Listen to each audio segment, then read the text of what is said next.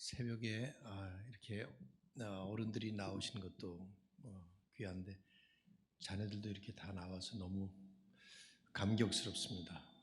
새벽 기도에 이렇게 애들이 다 나오더니 더구나 짧지 않은 그 긴 설교를 끝까지 잘 듣는 아이들이 많더라고요. 정말 듣는지는 몰라도 하여튼 계속 보고 있더라고요. 하여튼 너무 감사. 어제는 유치부에서 그랬나? 자기네들이 공부한 본문하고 같아서 저거 우리 공부한 건데 뭐 그러면서 했다 그러더라고요. 그런 다음에 잤는지는 모르지만 아무튼 너무 귀해요. 감사합니다. 새벽에 나오셔서 하나님 앞에 간절하게 올려드리는 소원과 또 기도가 주님의 뜻 안에서 합당하게 이루어질 줄로 믿습니다. 제가 잠시 한번 말씀만을 위해서 간단히 더 기도하겠습니다. 하나님 참으로 고맙습니다. 하나님이 우리의 아버지가 되어주시고 예수 그리스도께서 우리 주님이 되셔서 우리가 이 땅에서 살아가는 동안 천국의 그 완성될 그날을 바라보는 참된 소망을 가지고 살 수 있게 하실 뿐만 아니라 우리의 삶의 현장에 일어나는 모든 상황 속에서 우리 주님이 우리와 함께 동행해 주심을 믿고 감사드립니다. 오늘도 이 귀한 아침 새벽 시간 주께서 우리에게 말씀하실 때 그 세미한 음성을 들을 수 있는 귀를 주시고 또 눈을 주시고 반응할 수 있는 마음 주시옵소서. 주님만이 오직 이 말씀의 주인으로서 높임을 받으시기를 간절히 바라옵고 예수님의 이름으로 기도드립니다. 아멘. 아마 우리 기독교인들이 가장 많이 사용하는 용어 가운데 하나가 믿음이 아닐까 생각이 됩니다. 신앙, 믿음 그 같은 말 아니겠어요? 그래서 믿음하면 우리 기독교인들만의 혹은 뭐 종교인들만의 전유물 같은 그런 생각을 하기가 쉽은데, 그래서 우리가 믿는 사람, 안 믿는 사람 뭐 이런 식으로 용어를 구별하잖아요. 하지만 저희들이 자세히 살펴보면 모든 사람이 사실은 다 믿음으로 살아갑니다. 모두가 다 사실 믿는 거예요. 안 믿는다고 하는 사람들도 다 믿습니다. 뭐 예를 들어 보죠. 오늘 여기 오실 때 자동차 운전을 저는 운전하고 왔는데, 운전을 하고 오신 분들 아침 새벽에 일어나자마자 그 자동차가 잘 안전하게 가리라고 점검해 보시고 오신 분 계신가요? 새벽 시간에 뭐 그런 사람이 누가 있겠어요? 그냥 타고 오셨죠. 저도 그랬어요.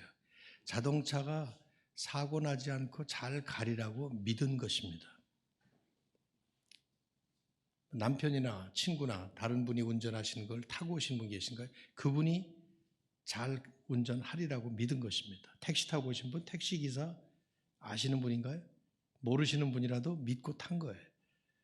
비행기 탈 때 어떻게 하세요? 저는 미국에 살면서 한국을 1년에 한 두세 번씩 이렇게 나오곤 했었는데 한 번도 아직까지 비행기 기장 아는 사람을 만난 적이 없어요. 그렇지만 그 사람 뒷조사 해본 적 없습니다. 미국에서 필라델피아에서 한국 나오려면 뭐 뉴욕에서부터 한 15시간, 16시간 나오는데 그 15시간 동안에 조종석에 가서 문을 두드리고 그 사람들이 그 안에서 뭐 조는지 아니면 부기장하고 장난을 치고 있는지 이런 거 한 번도 조사해 본 적 없습니다. 그냥 믿고 잠도 자고 밥도 먹고 영화도 보고 그리고 왔습니다. 비행기 탄 사람들이 다 그러죠. 한 사람도 빠짐없이 전부 다 그럽니다. 우리는 지금 이 건물이 무너지지 않으리라고 믿고 있습니다. 그래서 편안히 앉아 있는 거예요. 여러분의 집에 불이 나지 않았으리라고 믿고 그래서 편안하게 계신 거예요. 가스불을 켜놓지 않고 있으리라고 생각한 거고, 물이 새지 않으리라고. 저는 이런 식으로 있다가 미국에 살면서 집이 밑에서 수도관이 터져서 물이 졸졸졸졸 새는데 한 달 동안 모르고 있다가 바닥 다 뜯어 고쳤는데, 하지만 여러분의 집이 지금 그렇게 안 되리라고 생각하고 믿고 앉아 계신 것이죠. 전부 다 우리가 그렇게 믿음으로 살아갑니다. 일기예보를 믿고 뉴스를 믿고 동창회 갔다 왔다고 하는 아내의 말을 믿어주고, 어디 갔다 왔는지 모르지만 출장 다녀왔다고 하는 남편의 말을 믿어줘요. 실제로 출장을 다녀왔는지 모르겠지만. 그걸 안 믿는 사람을 뭐라 그래요? 의부증, 의처증이라는 말을 붙이는 것은 믿는 것이 정상이기 때문에 안 믿는 게 비정상이라서 우리는 그런 말을 붙입니다. 여러분, 제가 목사라고 믿기 때문에 제 설교를 지금 듣고 계신 겁니다. 어떻게 알아요 내가 목사인지? 제 안수식에 오신 분이 한 분도 안 계신데 강 목사님이 소개해서 저분은 또 어떻게 믿습니까? 믿고 사는 거예요. 전부 다 그렇습니다. 그렇기 때문에 우리의 삶에서 가장 중요한 것 하나가 저는 이 믿음이라고 생각해요. 특별히 기독교 신앙에 있어서야말로 이 믿음은 너무나 중요합니다. 보이지 않는 하나님을 우리는 계시다고 믿습니다. 가보지 못한 천국이 존재한다고 믿어요. 모든 사람이 다 죽어서 다시 살아나는 일이 없는데 부활이 있다고 믿습니다. 살아보지도 않은 영생이라는 것이 있다고 우리는 믿고 삽니다. 상식적으로는 하나같이 다 믿을 게 없는데 말이죠. 그런데 이런 믿음이라는 것은 이렇게 머리로 생각을 하거나 말로 고백하는 것은 그다지 어렵지 않겠지만 정작 이 믿음이라는 것이 어떤 심각한 도전을 받는 상황에 이르게 되면 묘한 일이 일어납니다. 심각한 일이 일어납니다. 정말 믿을 것인가? 아니면 안 믿을 것인가? 내가 믿는다고 하는 그 믿음에 나를 맡길 수 있나? 아니면은 생각이나 말로는 믿는다고 하지만은 그런 상황에서는 안 믿는 것처럼 그렇게 되나? 이런 상황들이 벌어지는 거예요. 여러분 뭐 많이 들어보셨을 것 같아요. 이 실화, 예화를 1859년 6월 30일에 그 당시 전 세계에서 가장 유명했던 줄타기 고개사 찰스 블란딘이라는 사람이 있었어요. 그 사람이 미국에 있는 그 나야가라 폭포, 카나다와 미국 국경에 있는데 가보셨나요? 떨어지면 죽습니다. 근데 그 나야가라 폭포 위에서 외줄을 매놓고 줄타기를 한 거예요. 최초로 시도를 한 것이죠. 카나다 쪽에서 미국 쪽으로 막대기 하나를 들고 온갖 묘기를 부리면서 수십만 명의 관중들이 보는 가운데서 건너갔습니다. 숨조아리고 보던 사람들이 박수갈채를 보내면서 환호하고 흥분했어요.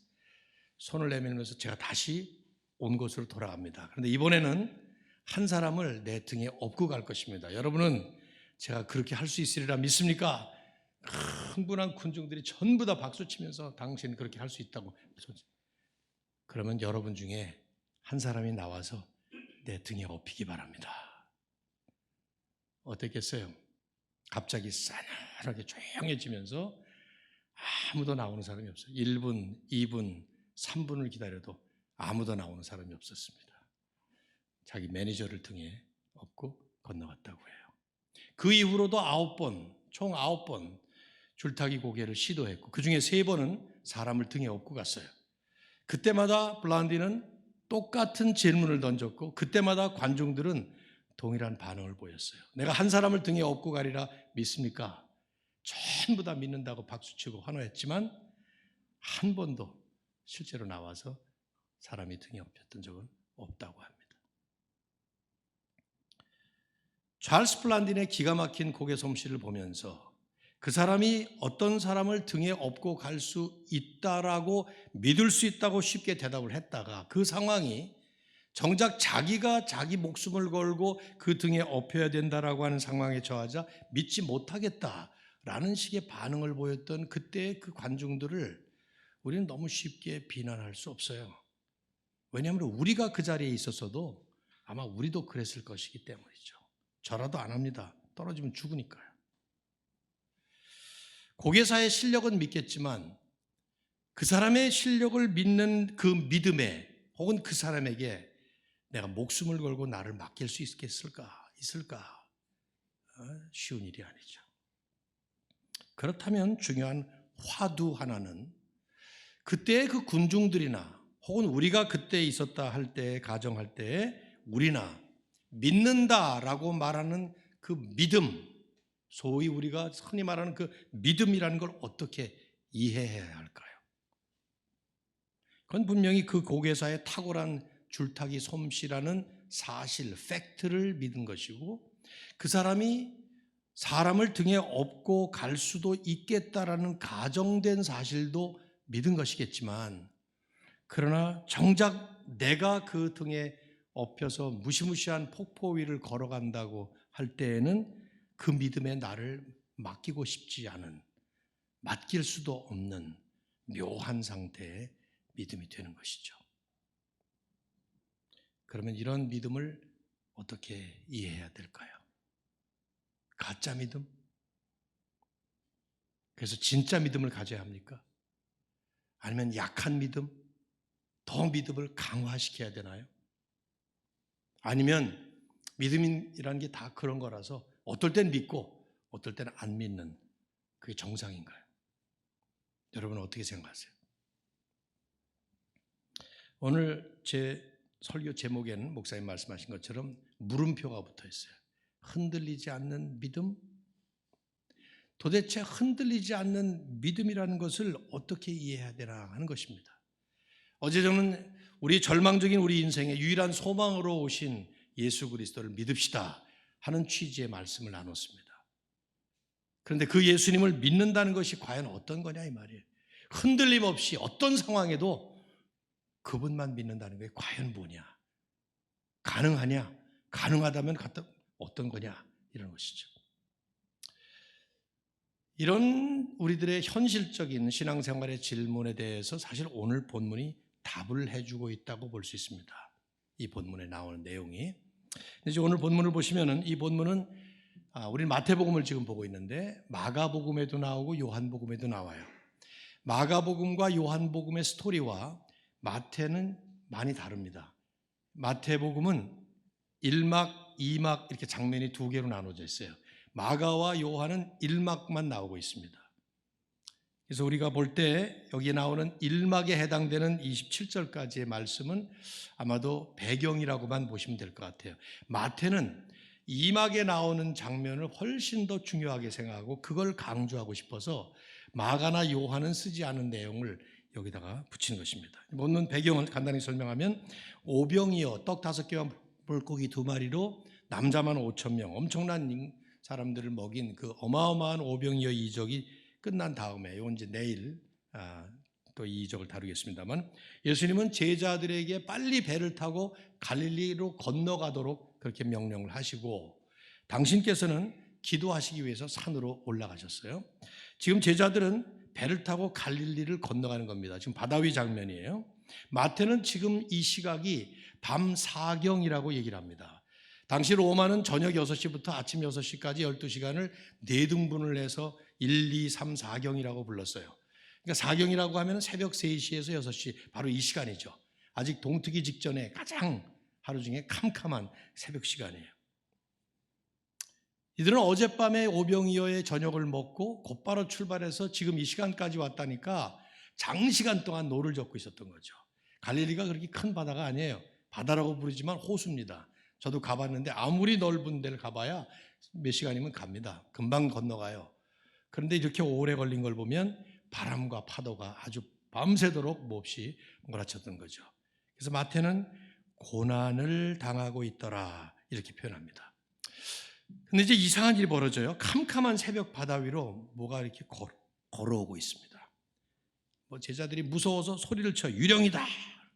그럴 수밖에 없었던 것은 장면도 그랬지만 그 당시는 바다라는 곳이 공포의 존재들이 서식하는 곳이라고 믿었기 때문이에요. 칠흑 같은 캄캄한 밤바다 위로 웬 물체가 걸어오고 있었던 거예요. 근데 귀에 익은 음성이 들려요. 자, 27절을 보시죠. 예수께서 즉시 이르시되 안심하라 나니 두려워하지 말라. 뚜렷한 새 말씀을 하셨어요. 안심하라 나다 두려워하지 말라. 안심하라와 두려워하지 말라는 하나는 긍정 하나는 부정적으로 같은 뜻을 포괄적인 위로와 격려의 말씀으로 하기 위해서 이렇게 반복하셨다고 볼 수 있는데 주목할 것은 이 안심하라와 두려워하지 말라 정중앙에 나다라는 말씀을 하셨다는 점이에요. 마태, 마가, 요한이 다 이 말씀을 강조해요. 우리의 그 믿음의 중심이 어디에 있어야 할 것을 잘 보여주는 말인데요. 나다라는 이 말, 나니라고 우리는 번역했지만 나다, 영어로 it is I 이렇게 번역을 했는데 헬라 원어에는 에고 에이미, 직역을 하면 I am 이런 말이, 에고라는 말이 I고 am이라는 말이 비동사 am이라는 뜻이에요. 그러니까 I am 이렇게 이제 우리 영어에도 새벽에 이렇게 문법적인 얘기 자꾸 해서 되나 모르겠는데 am이라고 하는 단어가 사실은 이게 불완전 자동사 그래서 I am a boy 하고 bo가 들어와야 되는데 그렇죠? 옛날에 제 은사 교수님이 26개국어 언어에 통달하신 분이 계셔가지고 히브리어 교수인데 히브리어를 가르칠 때마다 그 26개 국어들이 막 나와요. 이게 불어에는 이렇고 이태리어는 이렇고 아케이디어는 이렇고 막 나오는데 학생들은 하나도 못 알아듣는 거지. 자기나 다 알지 그거 다 알아듣겠어요. 제가 그런 느낌이 약간 좀 드는데 제가 영문학 전공이거든요. 아무튼 저한테는 확 들어오는데 I am 이라고 얘기할 때 그 말을 우리는 나는 존재한다 이렇게 번역들을 하죠. am을 완전 자동사로 해석을 한다면 그게 맞는 말이에요. 왜냐하면 에고엠이라고 하는 말은 나는 존재한다 라는 뜻으로 번역할 수 있는 아주 특별한 용어입니다. 예수님이 자기 자신을 밝히실 때마다 나는 이다 이렇게 했었어요. 나는 선한 목자다. 나는 부활이요 생명이다. 나는 생명의 떡이다. 그래서 나는 이다. 요한이 이걸 제일 많이 사용했죠. 예수님의 정체성을 보여주는 특별한 용어예요. 사실 이 용어는 유래 깊은 용어입니다. 계속 구약 역사를 거슬러 올라가면 오래전 출애굽기 3장에서 하나님께서 불붙는 떨기나무 아래 모세에게 나타나실 때 사용하셨던 용어죠. 모세가 이집트로 가서 하나님의 백성들을 구하라는 하나님의 말씀을 듣자 질문을 합니다. 하나님, 제가 가서 그 백성들에게 너희 신이 나타나서 나를 보냈다 말하면 그 신이 누구냐? 그의 이름이 무엇이냐? 하고 물을 텐데 제가 뭐라고 대답을 합니까? 하나님의 이름이 뭡니까? 하고 질문을 했을 때 하나님은 출애굽기 3장 14절에 우리말 번역은 어떻게 되어 있죠? 나는 스스로 있는 자니라. 하나님의 자존성, 스스로 계신 영원성, 하나님의 속성을 설명하는 말로 하나님의 이름을 얘기를 했어요. 그때 사용된 용어가 히브리어로 야훼, 여호와라는 거예요. 그것을 우리는 이름으로 하나님의 이름으로 제칭하죠. 이 히브리어가 헬라어로 나올 때 사용되는 용어가 에고, 에미, 롤드라는 쿠리아스라는 말도 있긴 하지만 어쨌든 즉 이 말씀은 무슨 말인가 하면 예수님께서 이 말씀을 사용하신 것은 인간으로 오신 이 예수, 하나님의 아들인 이 예수가 누구냐라는 자기를 계시하실 때마다 사용하셨던 일종의 명함 카드 같은 그런 용어가 나는 이다라는 말이에요. 우리말 번역은 나다라는 말이죠. 마태는 지금 안심하라, 두려워하지 말라, 그 중심에 서 계신 예수 그리스도가 과연 어떤 분이신가 하는 것을 이 용어 하나로 설명하는 거예요. 예수 그리스도는 본래 하나님이신데 하나님이셨던 그분께서 지금 우리 가운데 오셔서 우리의 모든 두려움의 상황에서 진정한 평강을 주시는 바로 그분이시다 하는 것을 보여주는 것이죠. 제 설교가 이게 초점이 아니기 때문에 지나가겠습니다만은 우리에게 질문하는 거예요. 내 중심에 그 예수가 계신가? 그래서 나도 평안한가? 아니면 불안한 이유가 이 예수가 안 계시기 때문에 그런 것은 아닌가? 이런 질문을 은근히 던지는 것이죠. 여러분 가운데 예수님이 항상 중심에 계시다고 하면 세상이 어떻게 돌아가든 사실은 평안을 누릴 수가 있습니다. 다윗이 썼던 그 시 제가 참 좋아하는 시인데요. 시편 3편 5절과 6절을 보면 아마 다윗은 아침마다 이 노래를 하지 않았을까 생각이 돼요. 저도 그래서 이 시를 외용합니다. 내가 누워 자고 깨었으니 여호와께서 나를 붙드심이로다. 천만인이 나를 애워싸 진친다 하여도 나는 두려워하지 아니하리로다. 이 시가 특별한 의미를 가진 것은 그 표제에 뭐라고 나오는가 하면 다윗이 그의 아들 압살롬을 피해서 달아날 때 썼던 시라는 거예요. 여러분 구약 역사를 아시죠? 다윗이 왕이었을 때 아들 압살롬이 왕위를 찬탈하겠다고 아버지를 내쫓았습니다. 그리고 별짓을 다 했어요. 다윗은 도망자의 신세가 돼서 도망을 갑니다. 상상을 해보세요. 압살롬은 머리에서 발끝까지 흠 하나 없는 그런 아주 깔끔한 아이. 다윗이 얼마나 애지중지 키운 아들이었으면 그렇게 자랐겠습니까? 그런데 그런 아들이 자기를 죽이겠다고 내몰아 버린 거예요. 세상에서 가장 처절한 경험이 있다면 믿는 사람에게 배신을 당하는 일일 텐데, 그 믿는 사람을 배신한 그 사람이 자기 아들이라고 생각을 한다면, 여러분이 안고 있는 그 귀한 예쁜 아들이 여러분을 이 땅에 커서 배신한다면 살 수 있겠어요? 잠이 옵니까? 근데 다윗은 그런 상황에서 내가 어젯밤에 누워서 평안히 잠을 자고 깨었는데 그 비결은 여호와께서 나를 붙들어 주셨기 때문이다. 그 하나님이신 예수님이 이 땅에 오셔서 우리에게 하신 말씀이에요. 안심하라. 나다. 두려워하지 마라. 이 제자들에게만 하신 것이 아니라 십자가에 달리시기 전에 요한복음 14장 27절에 우리에게도 하셨죠. 오고 오는 모든 세대들이 평안을 누리라고. 평안을 너에게 주노니 곧 나의 평안을 너에게 주노라. I will give you my peace. 내 평안을 준다. 나의 평안은 세상이 주는 것과 같은 평안이 아니다. 그런 일시적이고 부분적인 평안이 아니라 영원한 그런 평안을 너에게 준다. 마가복음이나 요한복음을 선택했다면 여기서 스토리가 끝나기 때문에 아마 이 말씀을 가지고 여러분과 함께 우리의 삶에 적용을 했을 겁니다. 마태는 다른 스토리 하나를 더 덧붙였어요. 이게 없는 스토리를 만든 게 아니라 실제로 일어난 일인데 마가와 요한은 이걸 중요하게 여기지 않아서 뺀 것이고 마태는 이게 더 중요하기 때문에 붙인 겁니다. 무슨 이야기입니까? 베드로가 끼어든 이야기예요. 28절 이하를 쭉 보시면 되는데, 바다 위로 걸어온 그 물체가 유령이 아니라 주님이라는 사실을 확인하는 순간 베드로가 불쑥 나서면서 요청을 합니다. 자, 28절 한번 같이 읽어보시죠. 시작. 주여 만일 주님이시거든 나를 명하사 물 위로 오라 하소서 하니. 질문. 왜 베드로는 물 위를 걷고자 했을까요? 이 뭐 스토리라서 그런 얘기들이 없잖아요, 지금. 왜? 여러분이 딱 떠오르는 이미지가 뭐가 있어요? 복음서 여기저기를 보면 베드로는 좀 나대지 말고 좀 생각하고 좀 말을 하고 행동하기 전에 생각부터 좀 하고 계획하고 그리고 차분히 행동을 그랬으면 좋았겠다라고 여겨지는 장면들이 많이 나오잖아요.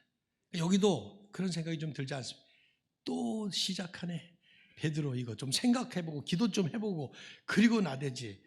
제자들 앞에서 뭐 우쭐하고 싶어서 그랬을 이런 저는 하여튼 그런 생각이 제일 탁 먼저 떠올라. 베드로에 대한 그 선입견 때문에. 근데 우리가 어떤 사람이 어떤 일을 저질렀다고 해서 그 사람을 그렇게 찍어버리면 안 되잖아요. 그렇죠? 사람은 언제나 변화의 가능성이 있잖아요. 제가 이 본문을 가만히 묵상을 해보면 예수님께서 그 다음 순간에 요청을 들어주셔요.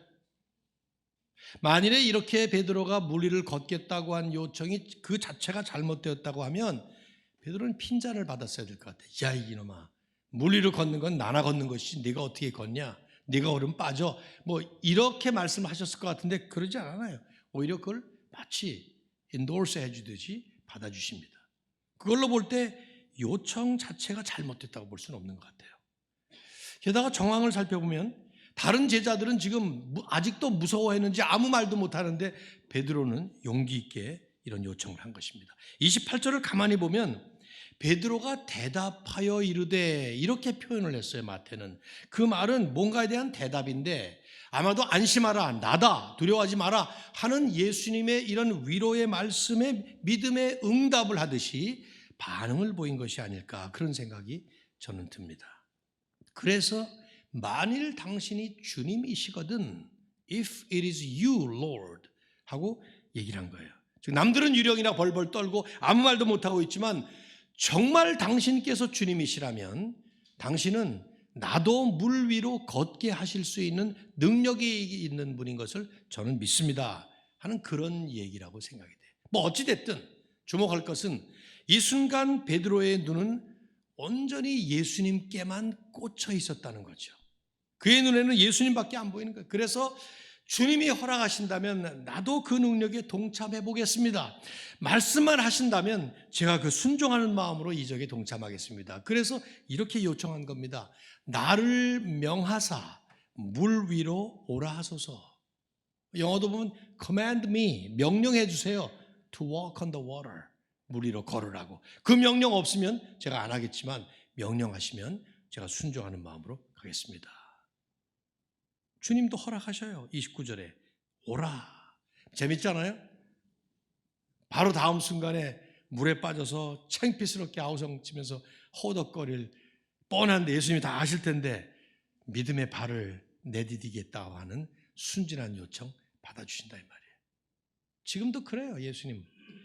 하나님은 우리가 뭣도 모르고 뭘 달라 그럴 때 순진하게 그게 믿음의 요청이라면 들어주신다 이 말이죠. 그 다음 순간에 우리가 실수할지언정 말이죠. 예수님이 얼마나 떨어져 계셨는지 모르겠어요.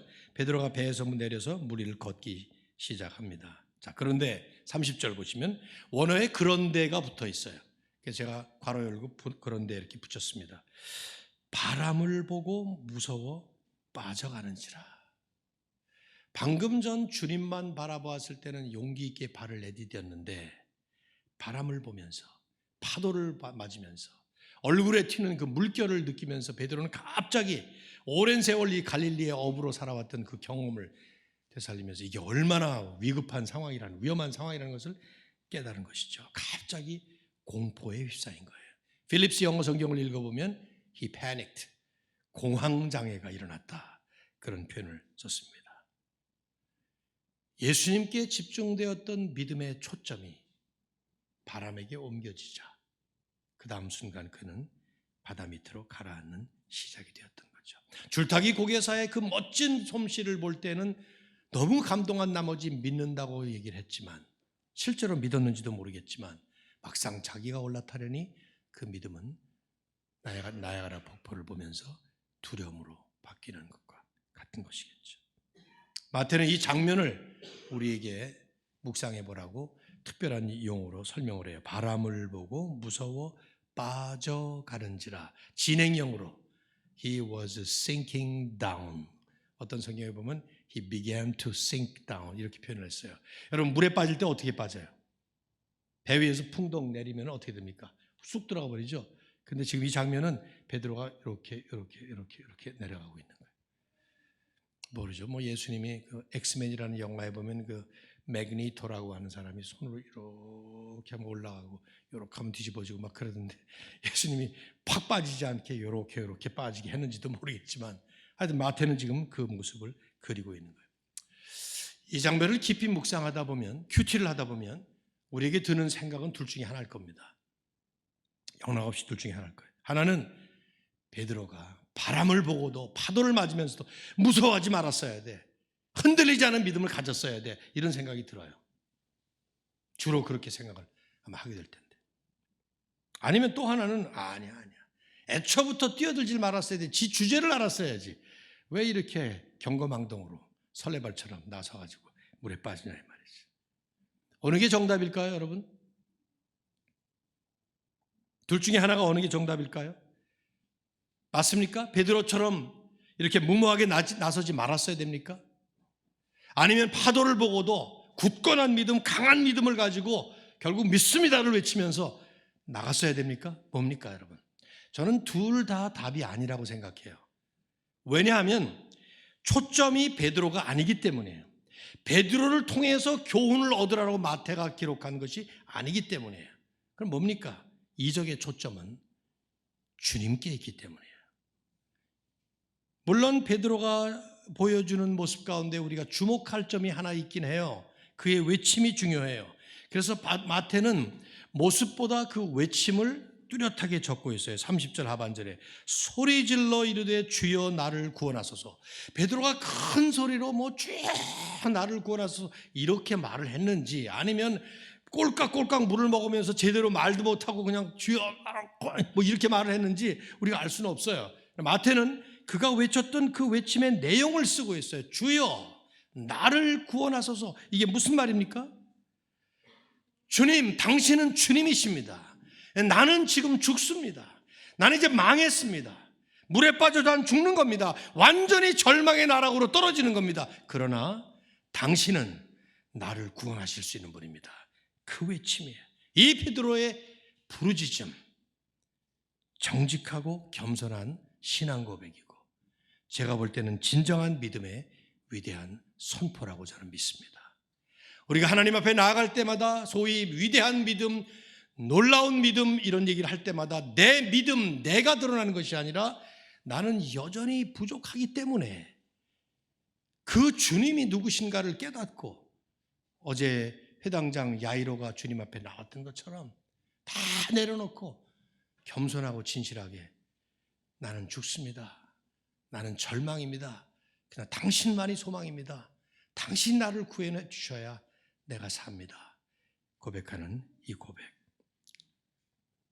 하지만 더 나아가서 이제 이적의 핵심과 초점은 예수님이죠. 예수님이 하신 말씀과 그 조치를 잘 보셔야 돼요. 자, 31절 어떻게 말씀하셨습니까? 읽어볼까요? 예수께서 즉시 손을 내밀어 그를 붙잡으셨습니다. 주님께서 제일 먼저 하신 일은 장황한 설명을 하고, 거봐, 왜 그렇게 설레발처럼 날치다가 그렇게 네 주제도 모르고 네 믿음의 정도도 이런 얘기를 하신 게 아니라 아무 얘기 없이 곧바로 손을 내밀어서 그의 손을 붙잡고 끌어올려 주신 겁니다. 주목하셔야 돼요. 베드로가 주님을 잡은 게 아니라 주님께서 베드로를 잡으셨다는 것. 우리가 하나님을 먼저 믿은 것이 아니라 하나님이 우리에게 은혜를 베푸셔서 믿음도 선물로 주셨다는 것. 그러니까 내 믿음은 사실은 아무것도 아니에요. 예수 믿고 나면 자기 믿음이 자꾸 커지게 만들기 위해서 신앙생활도 보면 여러분은 안 그러시겠습니다만은 새벽 기도다, 철야 기도다, 헌금이다, 봉사다 이런 것들이 내 믿음을 과시하느라고 되어지는 때가 얼마나 많은지 몰라요. 그러나 우리는 언제나 기억해야 할 것이 믿음이 아니라 하나님의 은혜가 나에게 주어졌기 때문에 가능했다는 걸 볼 수 있는 것이죠. 상상해 보셔야 돼요. 물에 빠지는 베드로를 손을 뻗쳐서 건져내시는 이 주님. 아마 여러분 쉽게 이게 공감이 안 될걸요. 혹시 여러분 중에 물에 빠져서 죽을 뻔하다가 누가 살려준 경험 있는 분 계십니까? 이런 경험들이 많지 않으시더라고요. 목사님 그래 본 적 없어요? 아, 있어요. 그러면 목사님은 이 본문을 설교하실 자격이 있을 것 같아요. 저도 있거든요.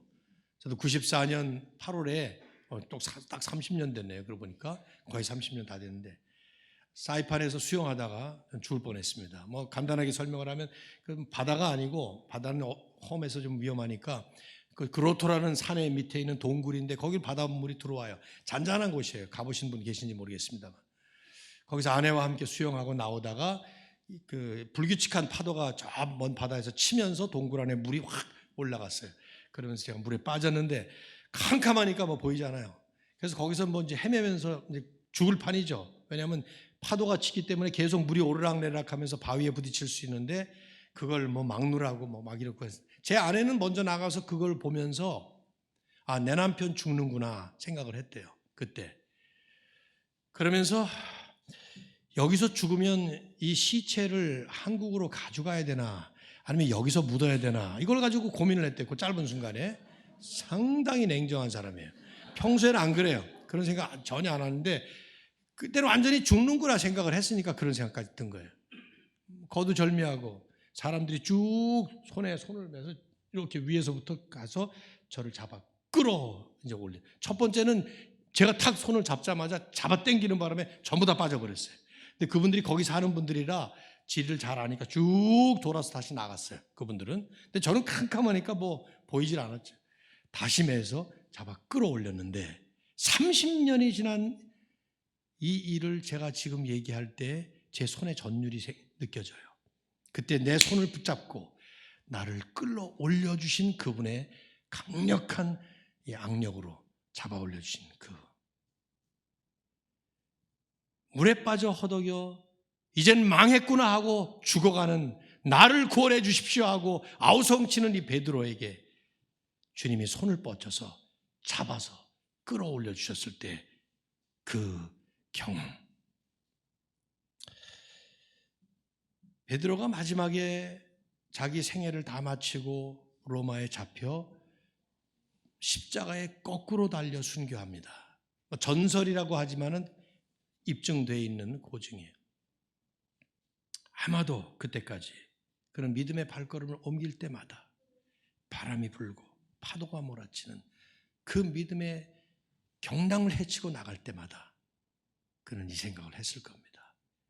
그때 나를 잡아서 끌어올려 주신 우리 주님, 그분이 지금도 나를 붙잡고 계시다. 나는 베드로가 그렇게 끝까지 갈 수 있었던, 주님을 3번이나 부인할 정도로 나약했던 사람인데 끝까지 그가 마지막까지 달려갈 수 있었던 유일한 길이 있었다면 이 주님을 기억했기 때문일 거예요. 물론 주님이 여기다 덧붙이신 말씀 한마디, 31절 하반절, 믿음이 작은 자여 왜 의심하였느냐. 이게 조금 거슬리긴 해요. 예수님도 하실 말씀 다 하시는구나. 하여튼 그냥 건져 올려주시고 나서 수고했다, 고생 많았지, 뭐 이랬으면 얼마나 좋겠어요. 우리 엄마나 아빠들은 주로 그러실 텐데. 그런데 믿음이 작은 자요 왜 의심하느냐, 이런 건 좀 없었으면 어때요? 근데 여러분 이거 오해하시면 안 돼요. 자주 나오는 말씀이거든요. 믿음이 크다, 뭐 믿음이 작다.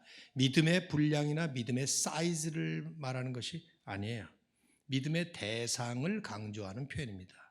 내가 나를 믿는다면 내가 누구냐? 근데 왜 그러느냐? 그 얘기를 하시는 거예요. 왜 의심하느냐라는 말을 그래서 덧붙인 겁니다. 왜냐하면 베드로는 여기까지 오는 동안에 수도 없이 많은 이적을 경험했어요. 8장부터 쭉 여러 이적들이 나옵니다. 바로 어제 저녁에 오병이어 이적은 뭡니까? 남자만 5,000명, 어른들만, 아이들과 부녀들 다 합하면 한 2만 명, 3만 명 됐을 텐데 그 사람들을 인절미 5조각, 요만한 조기 2마리, 요걸 가지고 전부 다 먹였단 말이에요. 내일 설명하겠습니다만은 제자들이 먹인 거예요. 베드로가 직접 참여한 거예요. 눈으로 본 것뿐만 아니라 자기가 참여해서 자기가 나눠준 놀라운 이적을 경험한 그 사람이 바로 베드로예요. 베드로에게 주님은 물으시는 것이죠. 나를 그렇게 믿었다면 파도에도 바람에도 계속 나만 바라봤어야지. 오히려 그럴수록에 더 나를 바라보면서 파도와 바람에 눈을 돌리지 말았어야지. 그 얘기를 하시는 것이죠. 오직 주만 바라보는. 여러분, 우리 가끔 부르는 주 품에 품으소서라는 찬양이 있잖아요. 거친 파도 날 향해 와도 주와 함께 날아오르리. 폭풍 가운데 나의 영혼 잠잠하게 주를 보리라. 아마 힐송에서 이 노래를 작곡할 때 I will be still and know your God 이렇게 쓴 것은 시편에 많이 나오는 그 말씀을 인용했다고 생각이 돼요. 나의 영혼아 잠잠히 주를 바라라. 뭐 망연자실해서 허탈하게 허공을 바라보는 그런 바라봄이 아니라 이 폭풍 가운데, 이 바람 가운데, 이 무시무시한 태풍 속에서도 여전히 든든하게 서 계신 그 주님께서 나를 붙잡으실 것이기 때문에 그 주님만 바라보고 나아가는 것이죠. 주님은 베드로를 건지신 다음에 베드로와 함께 배에 오르십니다. 참 본문을 보면요, 성경 기자들은 너무 세밀하게 적어요. 베드로와 함께 배에 올라요. 베드로가 얼마나 민망했을까 이런 생각이 드는데 인간적으로 보면 저는 그럴 것 같지 않아요.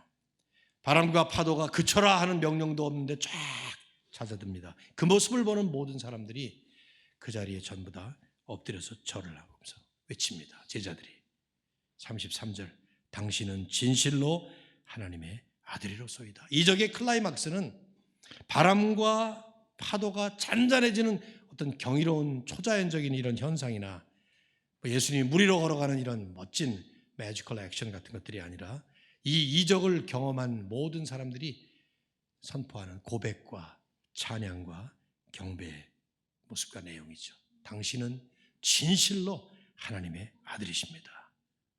베드로는 다음 장인 16장에 가서 너는 나를 누구라 믿느냐 예수님이 물으실 때 이 말씀을 또 한 번 하죠. 주는 그리스도시요 살아계신 하나님의 아들이십니다. 여기서 나온 고백이 그대로. 이 에피소드를 적은 마태의 핵심은 마가와 요한과는 달리 마태는 이 얘기를 하고 싶었던 거예요. 예수 그리스도가 누구신가? 그분은 하나님의 자녀들을 끝까지 붙잡아 주시는 은혜의 주님이시다. 폭풍과 바람 속에서도 모든 두려움 상황 속에서 우리를 든든하게 평안하게 지켜주시는 평안의 주님이시지만 우리의 평안이 불안으로 바뀌고 상황이 악화될 때, 그래서 내가 실수하고 실패하고 우리의 믿음의 여정에서 계속 무너지고 넘어질 때 여전히 주님은 우리를 버리지 아니하시고 우리를 붙잡아서 끝까지 함께 걸어가시는 은혜의 주님이시다. 그래서 그분을 바라보자. 마태는 이 얘기를 하고 싶었던 것이죠. 마태의 핵심은 너무 간단해요. 사실은 흔들리는 믿음 때문에 물에 빠지는 이 베드로라는 실패자와 그런 사람을 끝까지 붙잡아서 건져주시고 함께 영광스럽게 배에 오르시는 은혜의 주님 보여주시고자. 그렇잖아요, 여러분. 베드로는 그리스도인들, 특별히 아주 신실한 그리스도인들을 대변하는 것입니다. 주님을 믿었기 때문에 물 위로 걸어가려고 한 거예요. 주님과 동행하고 싶어서 그런 믿음의 발걸음을 옮긴 겁니다. 순진하게. 자기 주제도 모르고 분수도 모르고. 그렇지만 주님은 그걸 귀히 여기셔서 오라 말씀하시고 오라는 말씀에 순종하는 마음으로 발을 디딘 거예요. 그래서 사람들은 선교사가 돼서 선교를 나가는 겁니다. 아니, 자기가 무슨 능력이 있어서 나가서 말도 모르는데 그 외지에 가서 그 사람들을 뭐 복음화 시키겠다고. 주제 넘지 않아요? 선교한다는 게. 목회를 그래서 시작하는 거예요. 여러분 생각에 주제 넘지 않아요? 제 아내가 제가 목회자가 된다고 할 때 나는 그 생각이 들더라고요. 얼마나 주제 넘을까? 걸핏하면 성질내고 걸핏하면 화내고 실수와 잘못이 허물과 얼마나 많은 그런 부족한 게 많은데 주제 넘지. 강태호 목사님 주제 넘지 않아요? 자기가 뭐라고 목사를 해서 여기 올라와서 여러분에게 설교를 하겠다가 주제 넘지 않냐 이 말이죠. 그런데 순진한 믿음의 발걸음을 옮긴 거예요. 그래서 개척을 하는 거예요. 개척하는 사람들은 얼마나 큰 교회들이 많고 그러는데 주제 넘지 않냐 이 말이죠. 하지만 하나님의 부르심, 주님의 부르심이 나에게 주셨다고 분명히 믿고 그 믿음의 발걸음을 옮기는 것이죠. 그런데 문제는 그 다음에 바람이 불어와요. 파도가 치기 시작합니다. 주님만 바라보고 믿음의 발걸음을 옮겼을 때는 다 잘 될 것 같이 생각돼서 옮겼는데, 그런데 그 다음 순간 일어나는 일들은 바람과 파도와 폭풍과 태풍이 몰아치면서 되는 일이 없습니다. 그리고 실수하기도 하고 실패를 한 번이 아니라 계속 거듭합니다. 그래서 흔한 세상 사람들이 하는 말로 쪽팔리는 일을 경험합니다. 쪽팔려요. 나 이 말이 참 재밌어. 쪽이잖아, 이 쪽. 이 쪽. 쪽팔리는 일들이 생겨요. 민망해요. 나서기 쉽지도 않아요. 차라리 안 했더라면. 베드로는 그런 생각 안 했겠어요? 차라리 물 위에 뛰어내리지 않았더라면. 네, 여러분, 성경은 우리에게 뭐라고 말씀합니까? 이게 우리의 현실이다. 우리는 실패자들이에요. 우리는 실패를 경험할 수밖에 없어요. 주님과 함께 물 위를 걷겠다고 열정적으로 외치면서 나가보지만 그 다음 순간 파도 맞으면서 물속으로 빠져드는 것이 우리들이에요. 우리는 절대로 완벽한 성공이라는 것을 이룰 수 없는 사람들입니다. 그러면 착각이에요. 근데 더 중요한 것은, 더 우리가 분명하게 기억할 것은 주님이 그런 우리를 버리지 않는다는 거예요. 그런 우리를 민망하게 우리를 책망하시지 않는다는 거예요. 종종 믿음이 작은 자여 왜 의심하였느냐라는 말씀이 들리는 것 같지만, 주님의 책망처럼 내게 들리는 것 같지만, 그것은 왜 의심했냐라는 책망이 아니라 지금이라도 의심하지 말라라는 권면의 말씀이고, 너는 의심했으니까 이제 망했어 하는 비판이 아니라 지금이라도 나만 계속 바라봐 하는 끊임없는 은혜로운 격려의 말씀이라 이 말이죠. 우리 할 일은 뭡니까? 이런 주님을 지속적으로 바라보면서 주님만 의지하고 주님과 하나가 되어서 내 손을 붙잡아 주시는 그 주님과 나도 함께 동행하면서 가는 것입니다. 왜 그렇습니까? 제가 무슨 근거로 이런 말을 합니까? 예수님은 베드로만 아니라 여기 제자들만 아니라 모든 택한 백성들을 위해서 이 일을 이미 다 이루셨기 때문에 어떻게 해요? 십자가와 부활의 복음을 통해서 이루신 거예요. 이게 복음이에요. 예수님은 모든 택한 백성들, 오고 오는 모든 세대 모든 하나님의 택한 백성들을 실수해도 실패해도 그 믿음의 발걸음을 옮길 때마다 잘못을 저지르고 그래도 여전히 이렇게 세워주시기 위해서 당신께서 친히 인간으로 이 땅에 오셔서 우리가 이루어야 될 율법의 모든 조건 다 당신께서 대신 순종하신 거죠. 그리고는 우리가 치러야 될 그 죄값을 전부 치르시기 위해서 대신 당신이 짊어지시고 십자가에 올라가셔서 한 번에 완벽하게 once for all 영원토록 이 일을 이루셨다 이 말이에요. 그래서 주님은 말씀하신 겁니다. 요한복음 16장 33절에 너희가 세상에서는 환난을 당하나, 이걸 다른 말로 표현하면 이런 말이에요. 너희는 세상에서 환난을 당하며 살 수밖에 없다 이 말이에요. 그러나 담대하라, 내가 세상을 이겼노라. 너희가 아니라, 우리가 아니라 내가 I have overcome the world. 내가 세상을 이겼다. 그래서 그 예수님의 승리에, 완전한 승리에 우리는 동참하고 있는 거예요. 바울은 그래서 고린도 교회를 향해서 편지를 쓸 때 고린도 전서를 읽어보면 고린도 교회가 엉망인 교회 아니에요? 온갖 종류의 문제들이 있지 않았습니까? 그걸 하나씩 다 깨서 질타를 한 다음에 마지막에 이런 말씀으로 결론을 맺죠. 고린도전서 15장 57절. 우리 주 예수 그리스도로 말미암아 우리에게 승리를 주시는 하나님께 감사한다. 내가 승리하는 게 아니에요. 그리스도로 말미암아 그분의 승리에 동참하게 하신 하나님께 감사한다. 지역교회를 이끌어가면서 어려운 일, 문제, 심지어는 죄 문제 이런 것까지 생기는 게 정상이라 이 말이에요. 왜냐하면 이 세상은 아직 완성된 하나님의 나라가 아니기 때문이죠. 하지만 그리스도께서 완벽한 승리를 하셨기 때문에 교회는 승리하고 성도들은 승리한다는 것이죠. 주님 말씀하셨어요. 마태복음 11장 수고하고 무거운 짐진 자들아 다 내게로 오라. Come to me. 내게로 와라. 내가 너희를 쉬게 하리라. 영원한 안식, 진정한 안식, 하나님의 축복을 약속하시는 것이죠. 사랑하는 여러분, 이 주님은 우리와 항상 함께 하십니다. 제가 마태복음을 선택한 이유가 그거예요. 마태는 우리와 항상 함께 하시게 될 예수님을 강조했어요. 그래서 다른 복음서, 다른 어디도 나오지 않는데 예수님의 이름을 임마누엘이라는 이름이라고 소개를 합니다. 1장에서 하나님이 우리와 함께 하시다 그런 뜻이죠. 그리고는 마지막 장 마지막 절인 28장 18절에서 20절에서 그렇게 끝내죠. 볼지어다 내가 세상 끝날까지 항상 너희와 함께 있을 것입니다.